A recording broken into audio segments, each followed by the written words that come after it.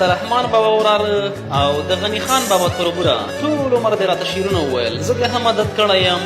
ها د زرغوني انا لمسی څنګه په غوسه یې؟ نه یم غوسه، ما ویل که کوم نوی شعر راته ووایې. زړه مې تنګ دی، خفګان به رانه ویشل کېږي نه. اوهو خیر دی ویدې ورته ومې لیکل زندګي لکه اتڼ زه لا بلده ستړی ستړی سرچپه پکې تاویږم. له اوږدو خبرو وروسته پرېږده یاره زه تا پېژنم. غرونه غرونه کیسې دې په زړه تېرې کړي او حل کړي دي. دا وړې خبرې دي تا نشي ماتولی. زه د څه لپاره یم؟ لالی به ولې توره نه کړي تر نیمایي مورچله زه ورسره ځمه. هر څه به سم سي، هېڅ چاته مه وایه. خلک دې په خفګان من غټېږي، خوشحالېږي.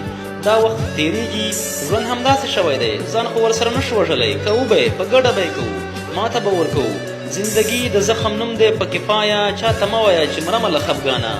سمه ده ورسېدم، زړه مې سپک شو، بې تا دې نه شم. تا تل په سختۍ او خفګان کې زما ملتیا کړې ده. قربان دې شم، احسان یې مه بوله، سم سړی شه.